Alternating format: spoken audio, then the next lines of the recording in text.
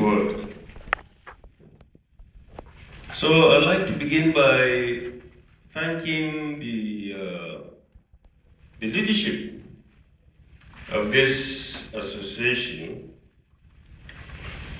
for this invitation, or foundation, for this invitation. First of all, initially I really wondered why they decided that I should be the one to give a lead speech here. In fact, perhaps they didn't know my association with Bauchi, particularly in recent times. So they took the trouble of going to Zaria to look for me, and when they got to Zaria, they were told I'm in Bauchi. So they came back with a copy of the letter. And I did ask them, why me? Ibrahim's life touched on so many other people, from here in Bauchi to everywhere, not only in Nigeria, but around the world. But why did you pick on me? And I really appreciated this honor. But then the next question I asked them, what do you want me to speak about? I said there are topics they have selected, and one of them is in the form of a question. Who is Dr. Ibrahim, or who was Dr. Ibrahim Tahir, the late Talban Bauchi?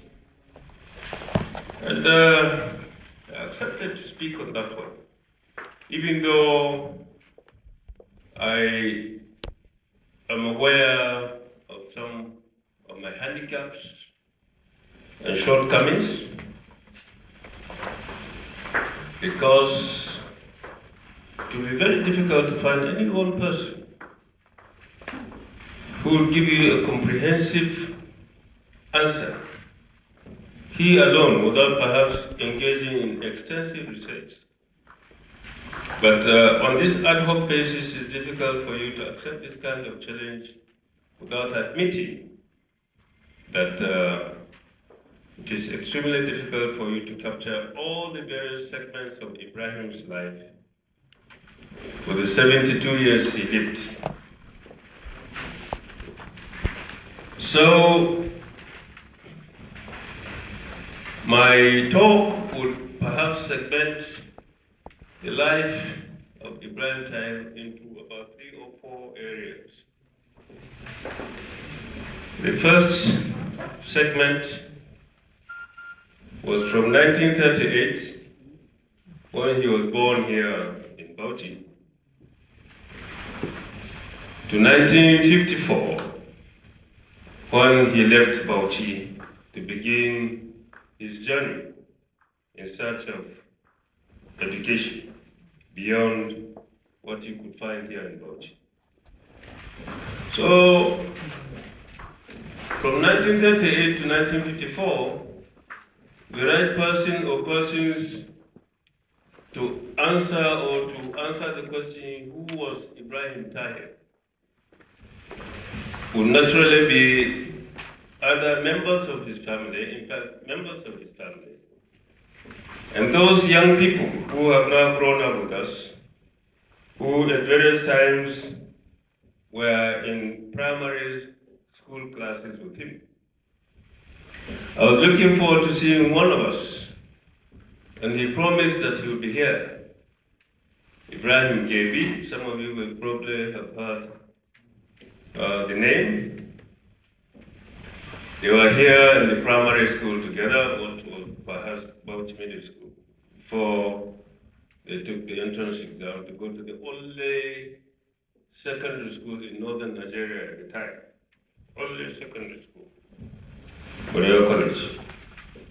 So from 1938 to 1954, I would say that most answers as to who was Ibrahim Tahir should be supplied by members of his family all school associates who were here with him up to that time.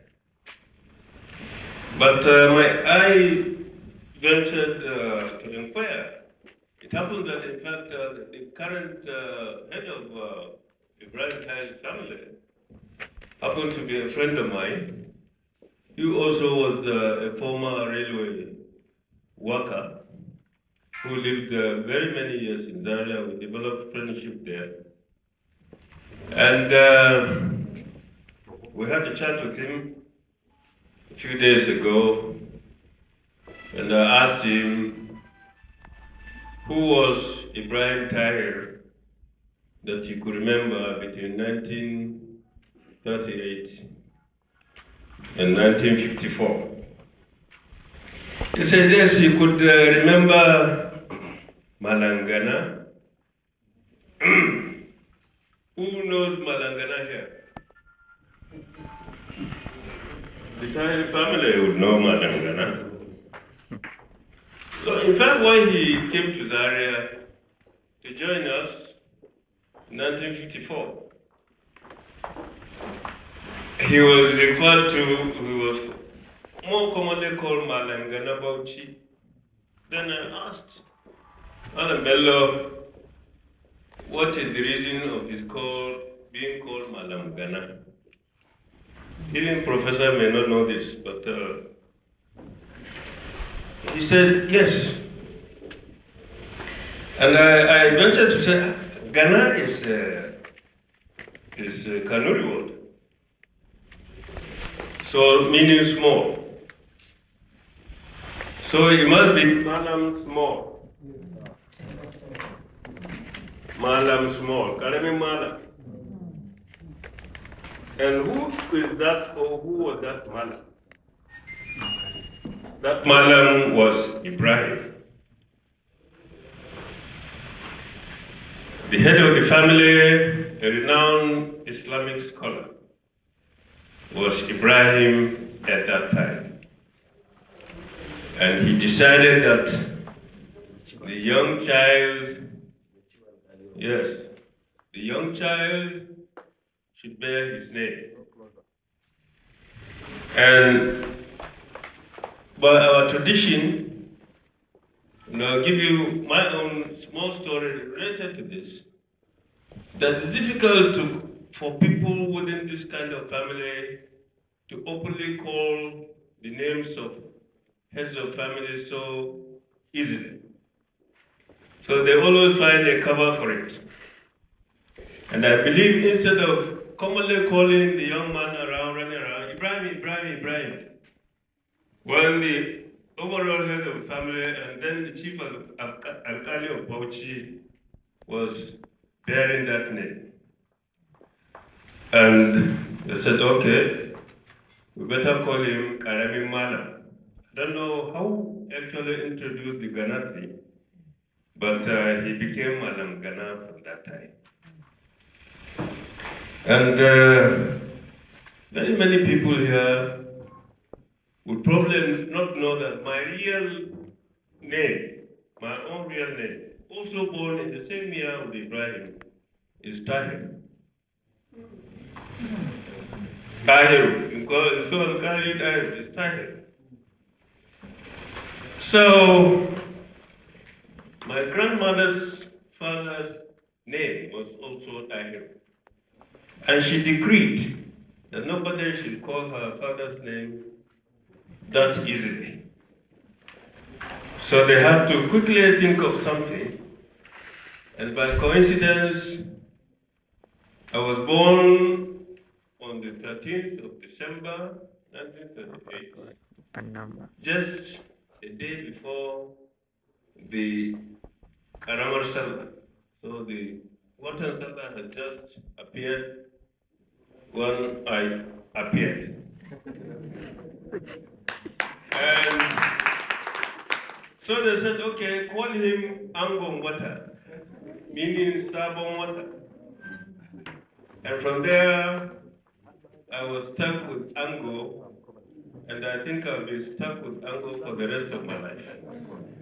Nobody, if 99% of even my friends would not know my real name was Tahiru, Muhammad Tahiru, in more Arabic expression, Tahir. So from there on, I also inquired from some of my classmates who were with Ibrahim Tahir, and some of my friends whom I sit with virtually every day here in Bauchi, who was Malangana. He said yes, or they always tell you yes. We used to have 3 Ibrahims when we were in the middle school. 3 Ibrahims, there are 3 of them, 3 Ibrahims. Ibrahim Malangana, Ibrahim Kumo, who became a medical doctor, is living in England now, and Ibrahim Gebi, who is here in Bauchi. So 3 of them never allowed any other person to be first in the class, or they never allowed any one of the 3 of them to be first twice in a row.